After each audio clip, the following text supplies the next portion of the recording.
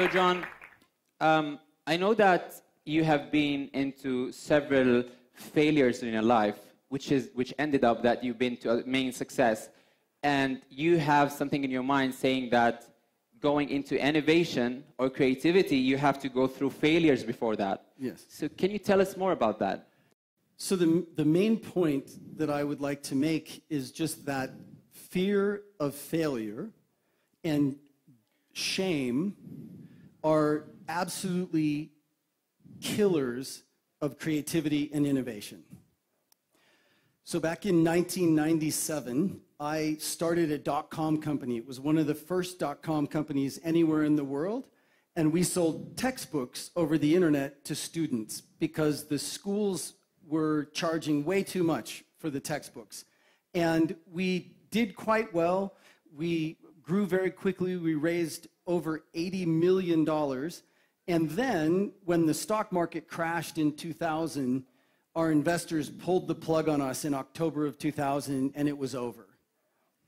So, and I felt horrible, and I felt ashamed, and I actually hated myself for failing. I didn't want anybody else to know that, but I hated myself, and I was so upset and so ashamed that I actually had an autoimmune disease, and I almost killed myself with my own immune system. That's how much I hated myself.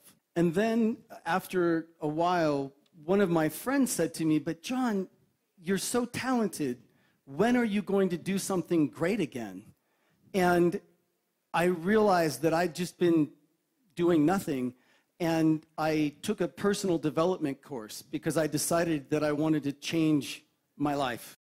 And in that course, I saw something very important for myself. I saw that I had been thinking that I was a failure. And I had been treating myself like I was a failure. But then I saw in that course, I wasn't a failure, I had a failure. That's all. And my failure was in the past. It wasn't in my future. It was in my past. And when I saw that, it freed me up very much. When I used to sing in a choir, I was a little kid singing in a choir, and my teacher would say to me, "If you're going to make a mistake, please make it loud." They understand you, John. Okay. So, and I realized that $80 million is a pretty loud failure. And I was like, okay, all right. And then I decided to try again and not be ashamed and not be afraid. And what happened is I got a job as the first employee at a new company, goldstar.com, and I helped that company become a multi-million-dollar company now, and that company makes a very big difference in the world. And before that, I wasn't making a difference.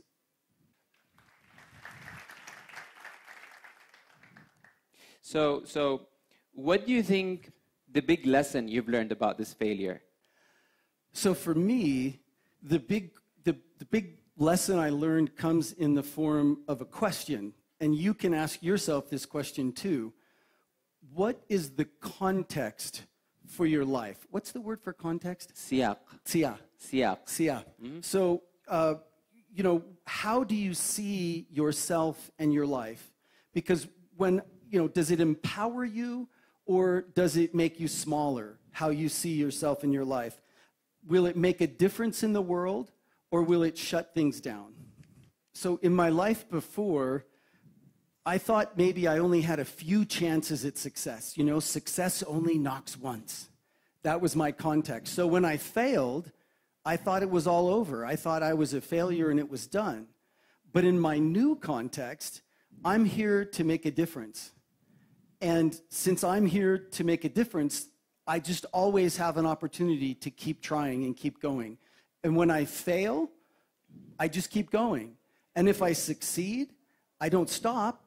I keep going because I'm here to make a difference. And that's a much bigger context for my life than, oh, I only have a few chances to succeed.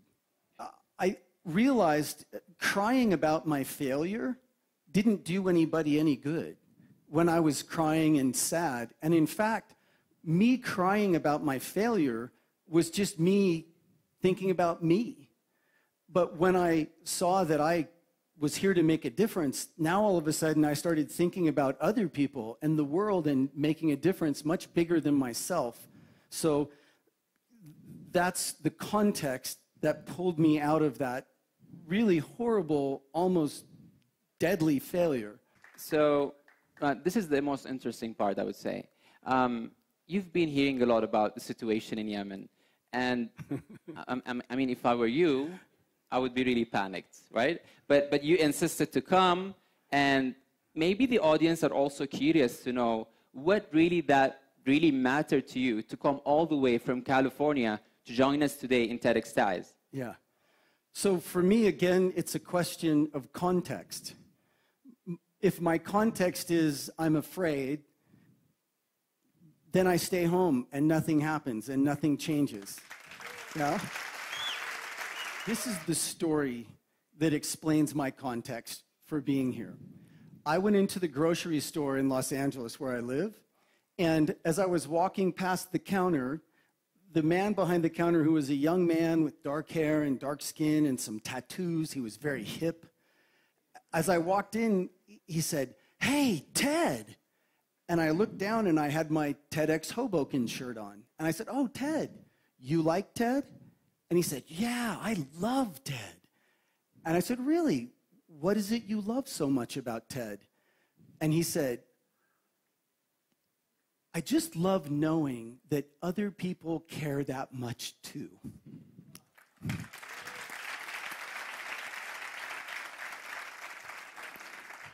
And that's why we came, because we care that much too, and we know you care that much too. We couldn't stay away.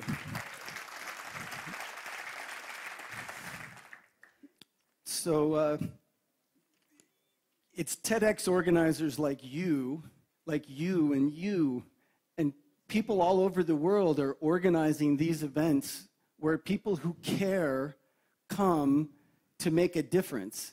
And I really believe that what you are doing here and what's happening all over the world, it's part of something very big, and it's done by people who care, and I love that. Great. The last thing that I want to end up with is anything that you want to leave for people to keep in mind so that they can just remember it? Yes, we have that quote that we both like. So, you know, Edison invented a light bulb that lasted for a long time, and it changed the world. And he tried something between 1,000 and 10,000 times. I couldn't figure out how many exactly. But he said, of all those failures, he said, I haven't failed 3,000 times. I've found 3,000 ways that will not work. I've succeeded in finding 3,000 ways that will not work. Great. Thank you very much, John, for being here.